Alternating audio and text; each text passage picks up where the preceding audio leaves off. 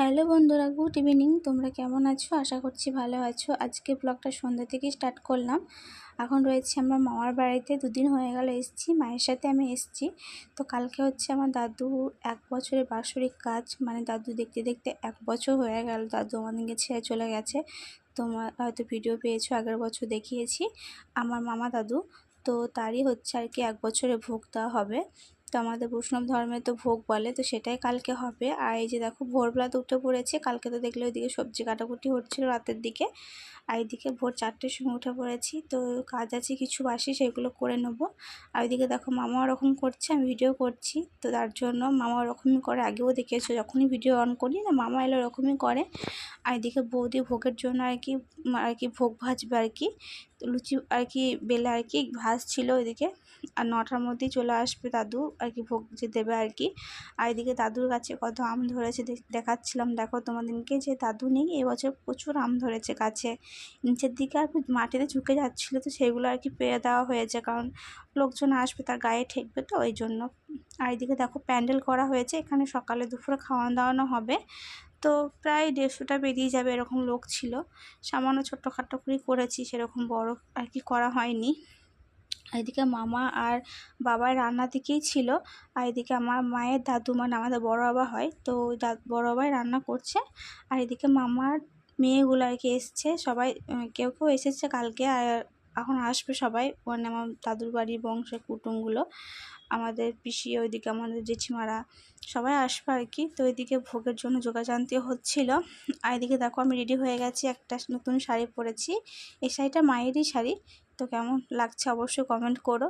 মা পরিয়ে দিল, কারণ নতুন শাড়ি তো একটু পরতে সমস্যা হবে। আর এদিকে দেখো চলে এসছে দাদু, এবার ভোগ শুরু হবে আস্তে আস্তে আর কি। সাজাচ্ছে ভোগে জিনিসপত্রগুলো, মালসাগুলো সাজাবে, তারপর আর কি ভোগে বসবে। তো হরিনামের দল আসবে, তারপর শুরু হবে। তো চলো তোমরা দেখতে থাকো, আবার পরে কথা বলছি।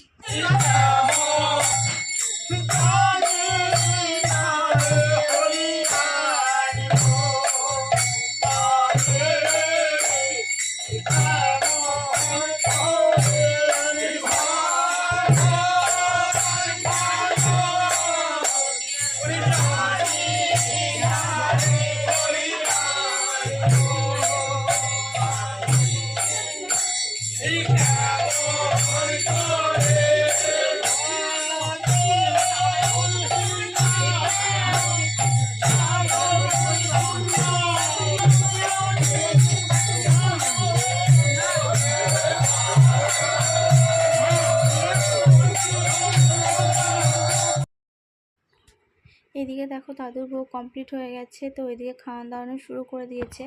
দেখতে পেলে হরিনাম কীর্তন হলো, তারপর সমাধি বাড়ি গেছিলো।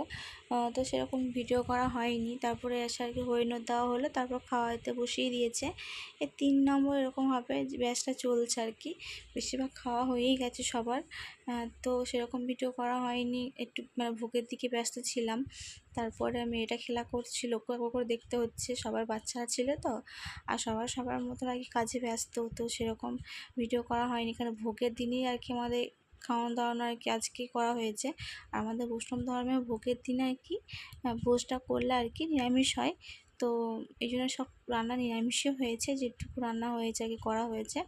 তো রান্না কী করেছিলাম সেটা দেখানো হয়নি, তো আমি আপনাকে বলে দিচ্ছি। প্রথমে বেগনি ছিল, তারপরে পোলাও ছিল, চানা মটর ছিল, ভাত, শাক, ডাল, একটা শুক্তো ছিল, ইঁচড় ছিল, টক, দই, মিষ্টি, পাঁপড় আর মুখরোচক, এইটুকুই ছিল করা হয়েছে। সেরকম আর কিছু করা হয়নি, নিরামিষ আর কি, সব রান্না নিরামিষ হয়েছে, মাছ কিছুই হয়নি।